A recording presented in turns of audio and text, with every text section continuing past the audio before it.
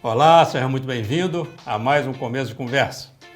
Nos últimos anos, as discussões em torno de temas como ideologia, esquerda, direita, partido político e outros assuntos estiveram no centro das atenções.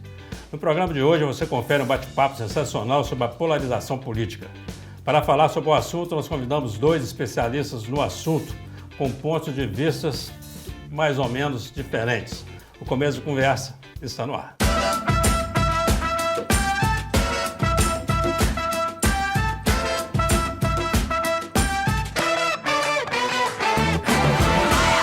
Olá, estamos iniciando mais um Começo de Conversa, o programa de entrevistas mais assistido da região, que você pode acompanhar pela UNEC TV, mantida pela Fundação Educacional de Caratinga, pela TV Sistec, pelo Super Canal TV e, claro, através das mídias sociais. Na política, o significado de polarização é a divisão de uma sociedade em dois polos a respeito de um determinado tema.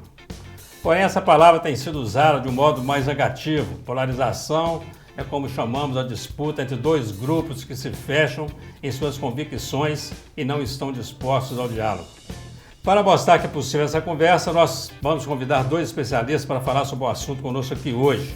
Primeiramente, eu quero convidar aqui o filho de Afonso Carlos Meireles e Ivanir Machado Bento.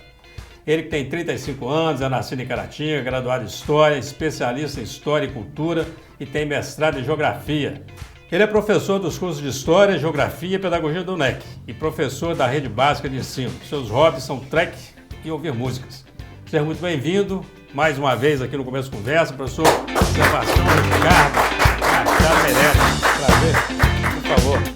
Obrigado.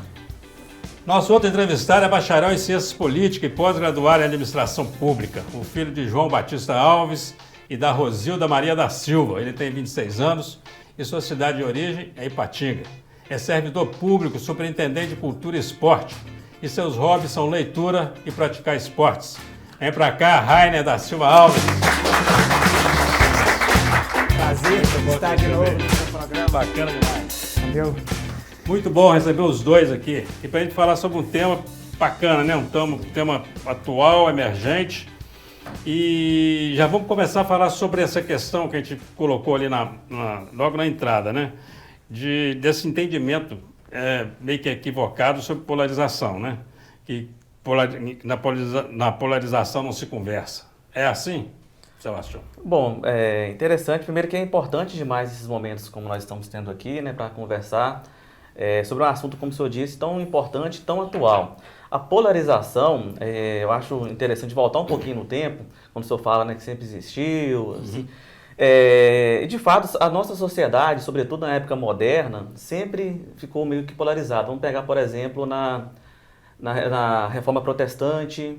A gente tem um caso na França, né, a Noite de São Bartolomeu, onde a polarização levou ao massacre de evangélicos e tal. A gente tem na história do Brasil vários casos de polarização política, né? O próprio Getúlio Vargas, na década de 50, ele foi, digamos, vítima de um processo de polarização. O Jango e Jânio Quadros, a mesma coisa. Então, isso é algo que acontece dentro da história. E, né, nos últimos anos, a gente tem encontrado muito essa polarização, né, entre direita e esquerda aqui no Brasil. Então, é importante a gente discutir, a gente debater, de fato, o que é essa polarização, quais são os malefícios, para que a gente possa, de fato, dialogar, né, sobre assuntos que são muitas vezes divergentes, né, mas que são caros à democracia. Muito bem. Uma introdução muito boa, professor Sebastião, né, Rainer? Exatamente. E na polarização, tem conversa ou é briga? Não, eu acho, assim, na minha visão, como o professor bem explanou aqui, ele fez um contexto histórico, né, da questão, sempre a humanidade houve divergências de visões de mundo, né? Mas o grande problema não é divergir de visões de mundo, o grande problema é radicalizar essas visões, né? Nós podemos tranquilamente ter o diálogo dentro de um respeito e dentro de uma consideração, né, com o seu semelhante. Né? Logicamente que a política ela veio para mudar a linguagem, né? Porque antigamente a linguagem para se resolver os problemas de uma sociedade era através da guerra, através do conflito. Hoje não, hoje se criou a política para justamente, né, tendo um embate, só que é um embate saudável, né? Um embate de ideias. Ideias, né? Exatamente, embate de visões de mundo. E com certeza é super viável e possível ter um diálogo entre duas visões de mundo diferentes. Agora, o que não pode ter é radicalização desses polos que a gente tem visto alguns episódios aí. Né, quando a gente fala em visões diferentes de mundo, né, aí nós estamos... Aqui no caso do Brasil, por exemplo, está muito definida essa questão de direita e de esquerda, né? Que está se é que a gente pode chamar de polarização. Mas dentro do espectro político, eu queria assim, que vocês dessem o entendimento de vocês aí, técnico mesmo, sobre o que define realmente uma pessoa para falar eu sou de direita, eu sou de esquerda, eu sou de centro. Sebastião, vocês podem trocar ideia, a gente vai conversando aqui sobre isso. Tudo bem. Então, no meu caso, né, sou de esquerda. A esquerda, que também, se eu for levar para o lado histórico, né, isso nasce lá na Revolução Francesa, né, por sorte do destino. As pessoas que defendiam as questões mais sociais, os pobres da Revolução Francesa, sentaram na Assembleia do lado esquerdo da mesa.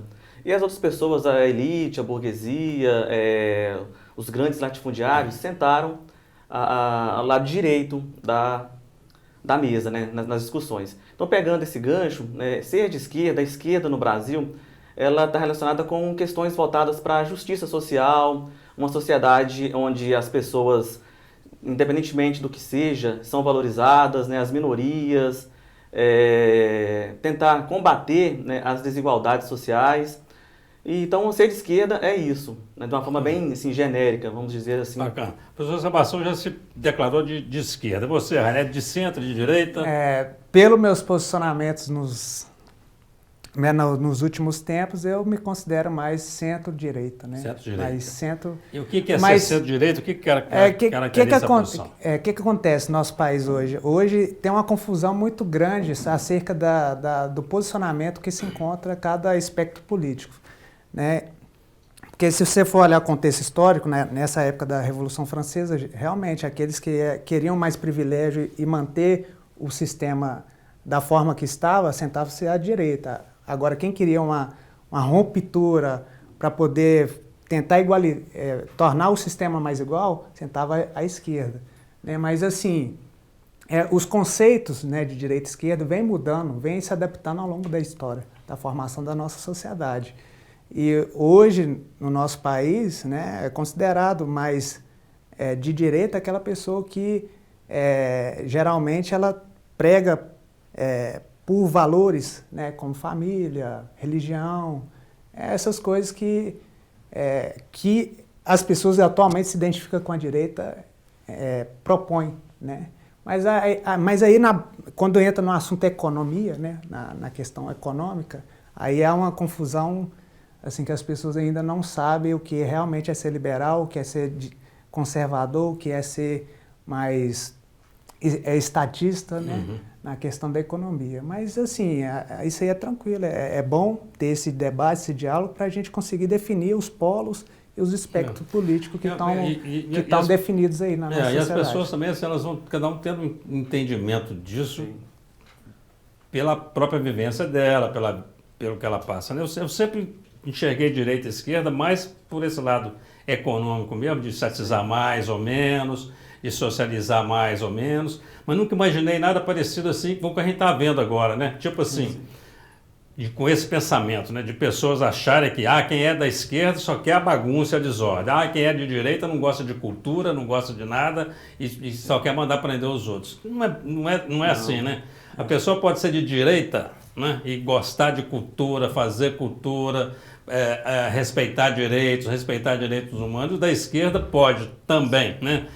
Gostar da família, não é isso? Exatamente, porque então, assim, o pessoal colocou isso como se direita fosse uma coisa assim, que fosse extremista pelo lado de, né? Muita religião, nada de cultura, nada de gente pelada, vai por aí, né? E a esquerda também ficou com esse rótulo de não gosta de família, pode abortar à vontade, pode fazer o que quiser, nosso negócio aqui é a baderna. Não é nada disso. Não é bem assim, né? Não é nada disso.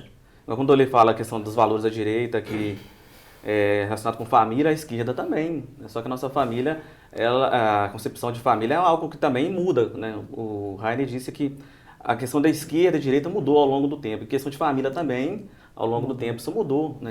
Agora, e também não está muito relacionado também a quem no momento que o país vive ou viveu, governava o país, porque tem isso também, né? Você tem a pessoa que está no centro do poder, né? Então, se a pessoa, por exemplo, se eu sou o presidente e eu falo, não quero saber de arte, não quero saber de cultura, eu sou de direita, fica parecendo que a direita toda não gosta de arte nem de cultura, e o contrário também, né? Então eu sou um presidente que vira e fala, não quero nem saber disso, pode casar quantas vezes quiser, não tem problema nada, pode andar todo mundo pelado, fala, pai, que bagunça. Aí parece que é um pensamento todo da esquerda. Vocês acham que o último mandato presidencial, ele fortaleceu esse entendimento equivocado de direita, pelo menos no Brasil, Rainer? Olha, em pouca parte, sim. Eu acredito que até certo ponto contribuiu, sim, para esse entendimento enganoso que as pessoas tiveram sobre o que é ser de direita e o que é ser esquerda. Até pouco tempo no Brasil, a gente entendia como de direita, por exemplo, PSDB, né? E PT, em algumas atitudes governamentais e durante o mandato que eles tiveram no poder, muitas atitudes deles eram consideradas de direita também. Se for analisar a questão teórica... Ou centro-esquerda, né? Exatamente. Se for Nada analisar muito a questão radical, teórica, eles tiveram muito mais atitudes, principalmente do ponto de vista econômico, de direita do que de esquerda, propriamente dito. Por exemplo, no período Lula foi o momento que o sistema financeiro, o sistema bancário mais lucrou em toda a sua história do capitalismo global atual. Então, assim, isso define ele ser o governo de direita ou ser de esquerda? Não sei, né? A partir do ponto de vista econômico, eles tomaram atitude de direita. Mas, enfim, essa questão mais pensamento no geral, eu tenho até um ponto de vista, né, na teoria das relações internacionais, diz o seguinte, que todos os acontecimentos políticos no mundo influenciam o Brasil, né? Por exemplo, a época da Guerra Fria, nós tínhamos um mundo polarizado entre o comunismo, que é a União Soviética, e os Estados Unidos representando o mundo capitalista. E a América Latina foi influenciada por esses dois polos, né? E na tentativa de proteger a América Latina do avanço comunista, né, foi implementados vários golpes militares na América Latina no sentido de proteger contra o comunismo. Então, naquela época, o espectro de direita, ser de direita e ser de esquerda era diferente, porque nós vivíamos uma realidade global diferente. Hoje em dia, na minha visão, as democracias no gerais no planeta passam por um momento de decadência. E por conta disso, as pessoas da questão da extrema direita têm aflorido mais isso na sociedade, porque os líderes acabaram sendo líderes fracos, né, deixando que a corrupção se alastrasse nos governos, não só no Brasil, mas no mundo inteiro. Né, e isso enfraquece a figura do líder. Né? Então, as pessoas parecem que estavam necessitando, de acordo com o momento, de um líder mais forte, de uma figura mais forte, e por isso se afloriu muito essa questão da extrema-direita. Essa é a minha visão, do meu ponto de vista. Né? E aí se enganou muito essa questão do pensamento, do espectro político de direita ou esquerda. Tá. Nós vamos fazer um rápido intervalo, infelizmente o tempo passou rápido demais. Eu quero falar ainda sobre essa questão dos extremos que existem dos dois lados, mas eu quero deixar uma pergunta para o professor Sebastião para a gente começar já no segundo bloco, né? Porque o Rainer lembrou bem ali, o PT governou, né? Com Lula, 2 mandatos, depois com Dilma um mandato, mais meio de outro, então nós estamos falando aí de 8, 12, uns 14 anos, né? E desde que eu sou menino que eu escuto, né? Cuidado com o comunismo, minha avó ainda falava isso, minha tia ainda fala, e essa eleição agora ainda ficou desse jeito, não podemos deixar o comunismo voltar. De que nós estamos falando? Eu queria começar falando sobre isso. Você não sabe, daí vamos para um rápido intervalo, conversa super interessante aqui com 2 profissionais muito bons, especialistas na área. Nós voltamos já. Olá, estamos de volta com o segundo bloco do Começo de Conversa, recebendo aqui o professor Sebastião e o cientista político Rainer. deixou uma pergunta para você, Sebastião, com a palavra. Sim, então, primeiro só quero voltar um pouquinho antes no bloco anterior, quando o Rainer disse que o PT, no Lula, utilizou algumas práticas econômicas voltadas para a direita. Na verdade, o que o PT fez é utilizar a economia para as pautas progressistas, né? Entendi. Como investir em várias questões voltadas para a educação, para a saúde, mas sempre com a agenda progressista. Porque não parece que o Lula entrou e associou de um monte de coisa econômica. Não, mas eu até entendi, porque ele falou mais no sentido de que, na economia, ele não falou, vamos fazer do nosso jeito. Não, sim, ele fez o que o mundo está fazendo e você está dizendo que ele aproveitou isso para aplicar em pauta progressista. Isso ficou claro. E voltando na pergunta, né, sobre o que é o comunismo. O fantasma do comunismo, né? Porque, como o senhor diz, desde quando era criança, esse fantasma ronda aí, o que é o comunismo vai te pegar, o comunismo está no Brasil. Na verdade, isso é uma justificativa para a direita, sobretudo a extrema-direita, aplicar golpes em democracias, como era no caso do Brasil. Vamos pegar o que o Rainer disse no bloco anterior, falando da Guerra Fria. Então, sempre que algum governo tivesse uma tendência voltada para a esquerda, ou melhor, para a questão progressista, aí a ameaça do comunismo vinha. Então, por conta disso que os Estados Unidos patrocinou na América Latina, sobretudo, vários golpes de Estado, né, contra governos que não eram da forma que eles queriam, né? Então, a ameaça do comunismo é uma coisa muito fantasiosa. Então, vem aí agora, a gente viu na última campanha, né, presidencial, a esquerda está voltando com o comunismo, vão invadir a sua casa. Aí como? Como que é? Onde está escrito isso? Como que funciona? Então, essa questão da volta do comunismo, da forma que as pessoas falam, é algo fantasioso, é algo para poder assustar mesmo. Então, tem gente que nem sabe o que é, tem gente que não sabe nem o que é direita e esquerda, e fala, não vamos votar no candidato X porque ele é comunista. Não é bem assim. Está muito ligado também à falta de cultura de informação, né? Porque, assim, eu acho que quando nós tivermos uma população toda, ou pelo menos a maior parte dela, num grau de cultura, de educação mais elevado, vai poder falar isso à vontade, que também ninguém vai dar atenção. Mas aqui no Brasil não vão demorar ainda a chegar nesse patamar. Mas aí, voltando a essa questão do comunismo, realmente é usado como propaganda para tentar afugentar a sociedade, né, daquele determinado grupo político. Mas se a gente for analisar a teoria em si, o comunismo ele surge numa necessidade de contrapor o capitalismo, um sistema que vem naturalmente da sociedade do mundo, na organização da sociedade do mundo. O comunismo, o capitalismo surgiu de forma natural. O que aconteceu? Existiu o sistema feudal, né, que era o princípio do capitalismo, e foi evoluindo até as indústrias, né, a questão da indústria. Foi aí que Karl Marx surgiu a necessidade de contrapor esse sistema. Aí ele, através da sua teoria, ele propôs a questão do socialismo e logo após o socialismo a questão do comunismo. O que seria? O socialismo seria dividir as coisas de forma mais igual entre a sociedade e o comunismo seria o último estágio, que seria onde os padrões de consumo, né, as riquezas daquele país, daquela determinada nação, estaria de forma distribuída no qual todo mundo teria acesso a tudo, ou seja, seria comum a tudo, aquela questão daquela riqueza, né?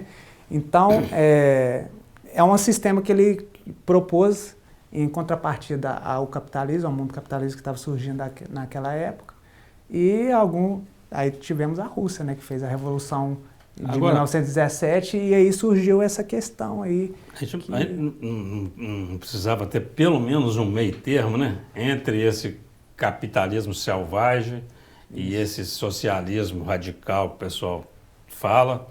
Quer dizer, não tem que ter pelo menos um meio termo, quer dizer, não é feio para todo mundo. A gente tem um planeta que você tem aí 1% de pessoas ganhando o que ganha a maioria da pessoa, isso tudo somado, quer dizer, isso é uma vergonha, né? Você pegar assim, nós assistimos essas cenas todas agora dos índios Yanomamis, e aí você, assim, não precisa nem entrar em questão política, não. Entra na questão da visão, não importa que governo. É muito feio, né, a gente ter mesa farta e ter no Brasil gente esquelética daquele jeito. Aquela coisa que a gente está acostumado a ver da África, não é isso? E nós temos aqui, temos no Jequitinhonha, temos no Nordeste do Brasil, quer dizer, isso é uma questão que de fato precisa ser resolvida. Sim, mas Concorda? concordo. E também essa questão, não tem como fugir do lado político. Também da polarização. Por exemplo, esse caso, essa tragédia humanitária recente aí, né, recente não, já vem de um longo tempo, né? Isso é fruto desse caso político do último governo. O último governo que tirou o dinheiro indígena, passando para ONGs, com um viés ideológico, religioso. Então, não tem como sair, né, nesse sentido.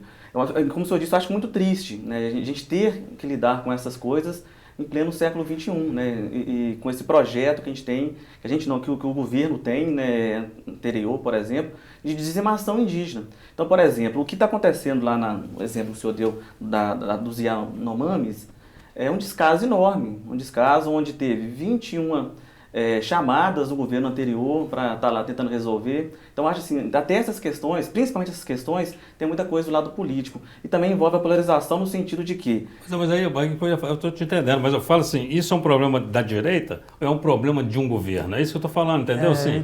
A direita não gosta de índio, não acho que é assim não, quer dizer, a direita, é alguém na direita, um extremista qualquer que... pautas. Que é uma pauta qualquer. Do meu ponto de vista, o problema maior é a política, né? Porque o mecanismo que nós temos para mudar a sociedade chama-se política. Então, se os políticos eles não estão tratando a política de forma séria, não estão tratando a política da forma de competência que precisa, o político tem que ser competente, não pode ser apenas o político de promessas, né? Infelizmente, essa situação, igual você mencionou, do 1% da população contém a riqueza de 50% da maioria da população, isso aí só vai se agravar cada vez mais se a gente não tiver políticos que estejam, seja através da ótica da esquerda ou da direita, estejam determinados a mudar essa realidade, né? Por exemplo, aí entra no campo político e dos espectros, das ideologias.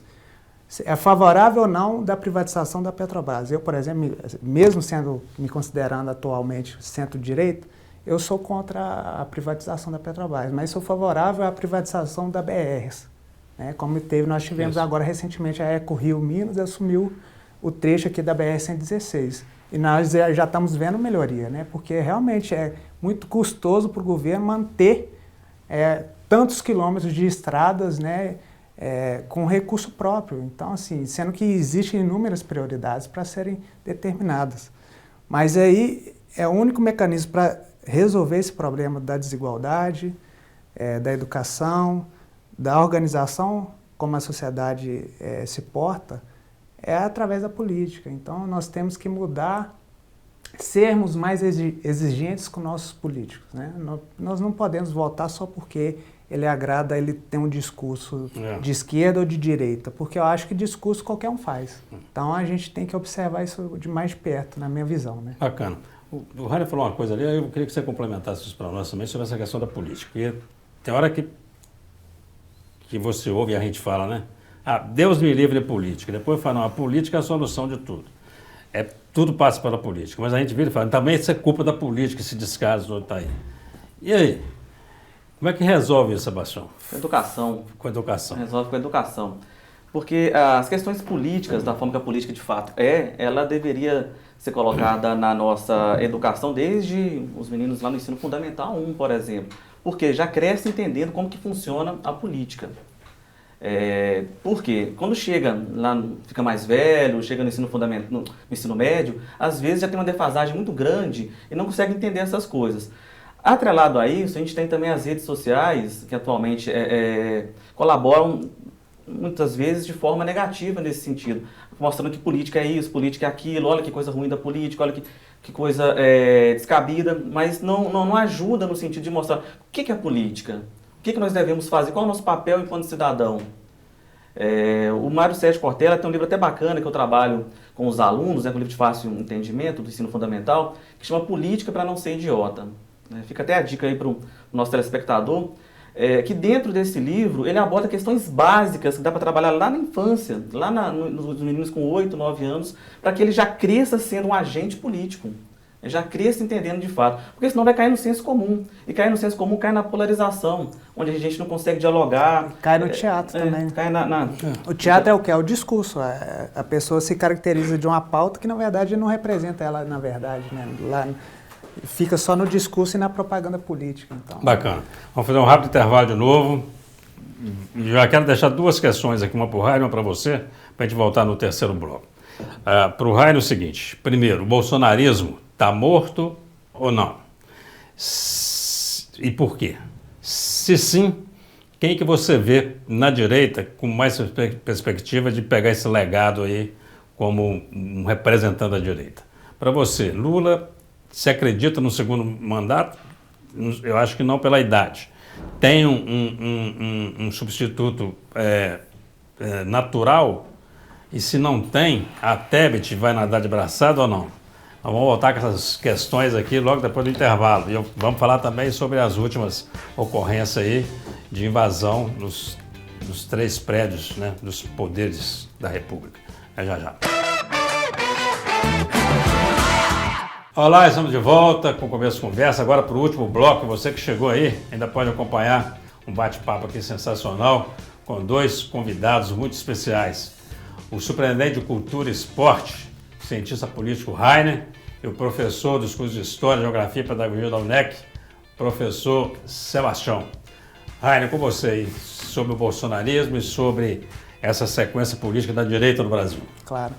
Então, no meu ponto de vista, o bolsonarismo em si, na questão da figura do Bolsonaro, ele morreu. Por quê?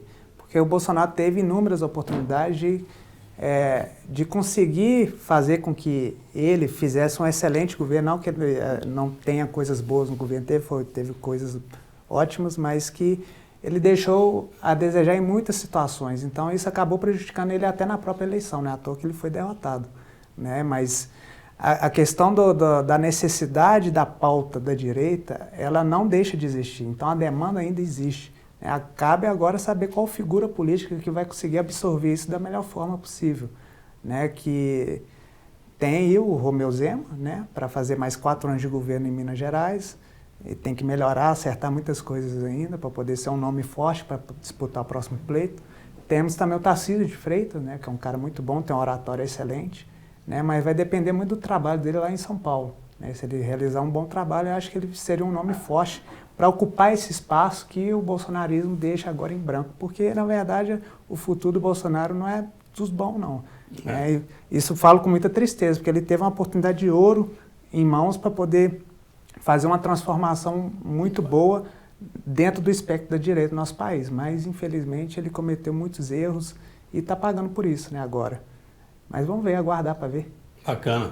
Lula, você acredita numa possibilidade de reeleição pela idade dele? Se não, quem que seria aí um substituto natural dentro da esquerda? Sim, bom, o Lula é muito difícil ele se candidatar ao segundo mandato justamente por conta disso. O senhor já até antecipou, né? Por conta da idade, ele estará com 81 anos, se não me engano. Então isso é pesado, rodar o Brasil inteiro em campanha e tal. E assim, a gente da história, né, nós historiadores, a gente procura ser mais ponderado nessas análises assim, mais de futuro, a gente trabalha mais com o passado, né? Com o passado, a gente coloca um ponto final ali, de certa forma. Mas assim, a gente vê dentro da esquerda, né, ou digamos, da agenda progressista, né, o próprio PT tem o Haddad, né? O Fernando Haddad, que pode surgir aí como um sucessor, uma vez que ele já até disputou, né, as eleições de 2018. Mas a gente não sabe até onde isso vai. Tem o Geraldo Alckmin, né, que muita gente achou que estava perdido, né, e está aí agora compondo uma chapa que vai dar muito certo nesses próximos 4 anos aí, que talvez também o Geraldo Alckmin pode vir como esse nome. A gente não sabe se o PT vai abrir mão de nome e apoiá-lo. E tem também, né, a Simone Tebet, que fez que teve uma participação muito importante, né, na eleição do presidente Lula no ano passado. Então eu trabalho com esses 3 nomes, mas obviamente que a esquerda tem outros nomes, como o Boulos, né, que acredito que mais para frente pode ser que seja um nome bem interessante, né, para se candidatar novamente. Muito bem. Vamos falar agora sobre esses atos do 8 de janeiro. A gente não podia passar por essa entrevista sem falar sobre isso, né? Vocês concordam comigo que aquilo ali não é uma ação da direita? eu queria perguntar para o Sebastião, que é de esquerda, que aquilo não é uma ação da direita, aquilo é de extremista da direita. Sim. E aí eu queria até lembrar o seguinte, que o pessoal que não é da esquerda, né, durante muitos anos, assim, sempre teve meio que um pavor dos extremistas da esquerda, né? Porque também já tivemos isso. Nada igual a isso. Nada comparado. Nada comparado. Eram outros tempos, né? E você concorda que aquilo ali, a direita fez isso, um Sim, golpe? Obviamente tem muita gente da direita, mas tem muita gente da extrema direita. Né? Ou seja, é da direita, mas ao extremo. E o que aconteceu em Brasília... Tanto é que depois da invasão foi feita uma pesquisa, e aí nacionalmente, né? Sim. 90% das pessoas se declararam contra aquilo. Quer dizer, então assim... Até os de direita, né? Então muita gente de direita, com certeza. Né? Sim.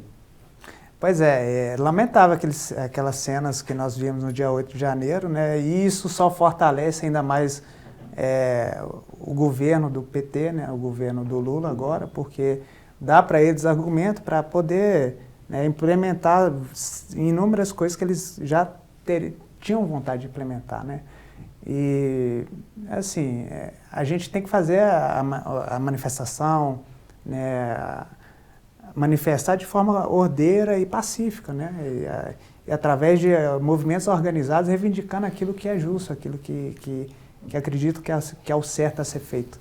Né? Não da forma que foi, que infelizmente só dá munição ainda mais para o governo, né, tomar as medidas que eles entendem que é o certo a ser feito, que na verdade eu discordo, muitas delas. Pois o PT na verdade já vem fortalecido há muito tempo, né? Muitas pessoas achavam que o PT estava esquecido, mas não. Mas assim, eu já vejo esse lado dessas manifestações que aconteceram, né? Na verdade foram atos golpistas, atos criminosos, né?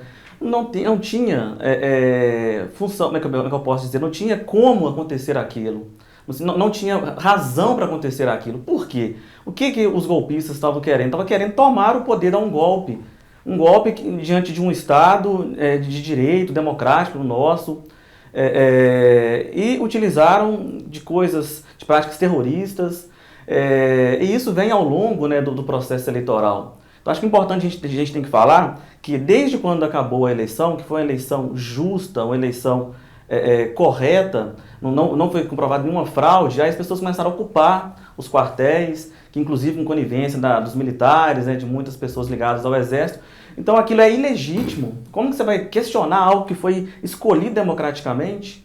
Então não fazia sentido, não tem condição daquela proposta de invadir os três poderes, que é o símbolo da democracia brasileira, para tentar tirar a força. Então foi uma tentativa muito fracassada do golpe, que inclusive a gente não pode deixar de falar isso de jeito nenhum, que sempre foi incentivado pelo governo Bolsonaro. Vamos lembrar do 7 de setembro de 2021, né, que ele tentou, com aquele discurso contra o STF, contra os nossos valores democráticos, e fracassou naquele momento. Então agora tentaram de novo e fracassou novamente. Então eu não acho que fortalece o PT. O PT tem uma pauta, tem uma série de ações que já foram estabelecidas no programa eleitoral. O PT vai conseguir governar com oposição normal, ou Rainer, vocês se pensa que vai ser sempre essa oposição meio raivosa aí de povo na rua? Eu acho que o Lula ele vai ter muito cuidado, né, naquilo que ele pretende realizar no governo dele, porque agora existe uma onda, um movimento que vai estar vigiando isso de perto. Então, qualquer erro, equívoco que ele cometa, existe pessoas que estão dispostas a manifestar na rua e tal, e a cobrar o governo dele. Então, eu acho que ele vai ter muita cautela, né, nas propostas que ele vai ter para o nosso país. Né? Mas, assim, o que acontece? O PT, ao longo de 14 anos, né, interrompeu um mandato, que é o mandato da Dilma, que economicamente estava sendo um desastre, né, porque até então o nosso país nunca tinha tido um ponto negativo na economia. Teve um déficit de menos 7% durante o período da Dilma no governo. Então, houve um movimento de direita do pessoal, principalmente que fazia parte do governo Dilma, né? Que compôs junto, que é o Michel Temer. Né? Michel Temer, junto com os companheiros do PMDB, promoveu um golpe institucional, né? Eu vejo dessa forma, porque no pedalada fiscal qualquer governador estava praticando na época, então não justificava a razão. Mas foi um golpe institucional promovido pelos próprios aliados do PT. Então, assim, o PT ele não veio forte, ele foi enfraquecido, não é à toa que surgiu o bolsonarismo. E o Bolsonaro conseguiu encarnar uma demanda que estava latente na questão política, que era a demanda da direita, né? Só que ele, infelizmente, ele cometeu muitos erros durante seu governo, né? Ficou muito cego na questão, ficou muito baseado na questão ideológica, esqueceu de governar, porque quando você é governante, você governa para todo mundo, você não governa só para o espectro da sua ideologia. É lógico que às vezes você tem que ter aquilo como norte, mas não tem que ser o que vai definir suas ações de governo. Mas aí ele acabou esquecendo disso e enfim, e deu no que deu. Mas aí, na minha visão, né, se o PT não conseguir fazer um bom governo nessa agora, a direita na próxima eleição vai vir com mais força ainda, dependendo de quem for essa figura política que vai estar na disputa eleitoral. Que na verdade eu acho que não sei se a cada eleição, mas a alternância de poder tem que ser uma coisa normal, né? Claro. Então assim, tem esquerda, entrou direita, depois vem centro, né? Não é à toa que nós mostramos que é possível ter um diálogo. Né? Dois espectros diferentes aqui, conseguindo dialogar. Fato, o resultado da eleição precisa ser respeitado, a gente não pode abrir mão disso, né? Então, eu sempre fui contrário a esse movimento que queria desqualificar o pleito democrático e o pleito eleitoral. Por quê? Porque se você perdeu, você trabalha os 4 anos para poder retornar depois no poder. É assim que funciona a democracia. Perder e ganhar é natural. Né? O que nós não podemos é infringir. Eu sempre fui contrário desde o princípio. Só que o Bolsonaro, na cabeça dele, ele achava que conseguiria o apoio dos militares para poder realizar alguma aventura. Né? Eu chamo de aventura por quê? Porque o cenário internacional não contribui para qualquer tipo de golpe em qualquer democracia no mundo, porque senão o país é isolado diplomaticamente. Isso foi sempre uma análise equivocada dele, da extrema-direita, em relação aos militares. Exatamente. Né? Porque assim, as Forças Armadas, depois de 64 e depois da promulgação da nossa Constituição, né? A Força Armada que a gente aprendeu a admirar e respeitar é essa que está agora lá na Amazônia, levando ajuda lá para índio e ajudando, né? Fazendo o papel deles de cuidar da defesa do país, dos seus cidadãos, que a gente admira por isso. Eu nunca imaginei que, é claro que algumas pessoas, você vai achar isso no Exército, mas vai achar na igreja, vai achar na escola, todo lado, algumas pessoas que excedem, né? Mas no conjunto das Forças Armadas, acho que eles nem têm vontade de governar país nenhum. Eles querem cumprir o papel deles. Exatamente, o papel do Estado. Do Estado. Mas eu já acho assim, que uma parte das Forças Armadas ela tinha esse interesse assim, de tomar, de entrar. Assim. As Forças Armadas ou alguém nas Forças Armadas? É um grupo, né? Um grupo das Forças Armadas. Porque assim, historicamente, as Forças Armadas elas sempre quiseram poder. A nossa proclamação da República ela veio através isso eu sei. Mas de lá para cá, quer dizer, você não vê nenhum movimento, quer dizer, isso é uma coisa que surgiu agora na questão com o Bolsonaro. Por isso que eu acho que é um grupo. É um grupo lá, uma minoria lá dentro, sim, não é uma maioria. Mas, por exemplo, vamos analisar o cenário de 64. Por que houve o golpe de 64? Porque os Estados Unidos, junto com a sua inteligência lá, a CIA, estava promovendo golpes na América Latina para proteger do comunismo, que era o outro polo que disputava o poder, a hegemonia de poder no mundo. Isso era uma realidade da época. Então, por isso que houve o golpe de 64. Lógico que isso foi inflamado entre os militares lá da época que comandava a Força Armada, sim, de fato. Mas o cenário, o contexto internacional colaborava para o golpe de 64. Não é à toa que era para ter acontecido antes. Só não aconteceu antes por causa do movimento do Leonel Brizola, né, que é o movimento pela legalidade, que conseguiu postergar isso mais para frente. Né? Mas era uma realidade inevitável, ia acontecer, porque os Estados Unidos tinham interesse nisso. Mas agora infelizmente, a gente ainda nós somos uma colônia dos Estados Unidos. É uma realidade dura de falar. Talvez se o Trump tivesse sido reeleito, a situação aqui no Brasil, o desfecho fosse outro completamente. Né? Mas o Biden aí também já é outra linha, então acho que já dá uma segurada. Bom, Sebastião, Rainer, eu precisava fazer uma pergunta, não sei se vou poder fazer, o nosso tempo está estourado, estou olhando para o diretor, ele falou que sim. Resposta rápida, por favor. A direita tomou as ruas, a esquerda perdeu o direito. O que aconteceu? Que a direita passou a frequentar as ruas, a esquerda sumiu das ruas, Sebastião? Então, a esquerda nunca some das ruas, né? A rua é o palco da esquerda, né? De luta. Inclusive, lembro aqui do Leminski, né? Que falava que a rua é onde tudo acontece.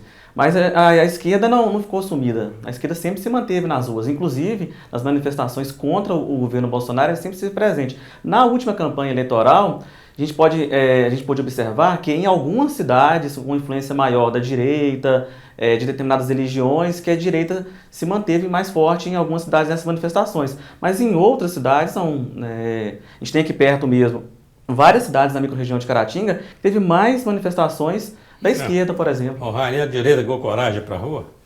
Olha, na verdade, isso é colaborado muito pelo cenário que nós estamos vivendo hoje, porque existe, como eu volto a repetir, existe uma demanda da sociedade, de grande parcela dela, por pautas que sejam de direita. Então, acaba que essas pessoas criaram coragem, assim, e isso é louvável, né, de poder reivindicar algumas coisas, mas lógico que eu não concordo com tudo que eles reivindicam, né, mas muitas coisas são interessantes a ser analisadas e eu acho que tem que ser escutado, né? Eu acho que todo o espectro político tem que ser ouvido, tem que ser analisado e a gente tem que avaliar aquilo que vai ser melhor para a sociedade como um todo. Democracia é isso, né? Exatamente. É isso aí. Você pode até se complementar aí. Bacana demais. Sr. Sebastião, muito obrigado. Heine, que agora está na Superintendência de Cultura da Prefeitura de Caratinga. É um desafio muito grande. Muito animados com a sua presença na cultura, viu? Obrigado. Cada um tem um minuto aí para suas considerações finais. Pode conversar com o professor Sebastião? Pode ser. Fica à vontade na ordem aqui. Beleza. Aquela câmera. Primeiro, eu quero agradecer por estar participando do programa. É muito importante a gente discutir sobre política, né? Como eu disse, a gente às vezes não entende o que envolve a política porque a gente não discute. Política é algo sim para discutir. Então, para deixar um recado final aqui, é que você que está em casa se informe, procure participar de eventos na sua cidade que são relacionados com a política, procure estudar um pouco, se informar melhor, para a gente sair um pouco do senso comum, sair um pouco das fake news, né, que infelizmente é um câncer na nossa sociedade aí, e lutar pela democracia, principalmente lutar pela democracia. A democracia brasileira, ela é nova e precisa ser sempre vigilante, precisa estar sempre combatendo as questões contra a democracia, como foi na ditadura militar. Então você que está em casa, lute pela democracia. Agradecer primeiramente ao Eugênio pelo convite, né, de estar nesse programa novamente. É um prazer enorme estar aqui, é uma honra para mim.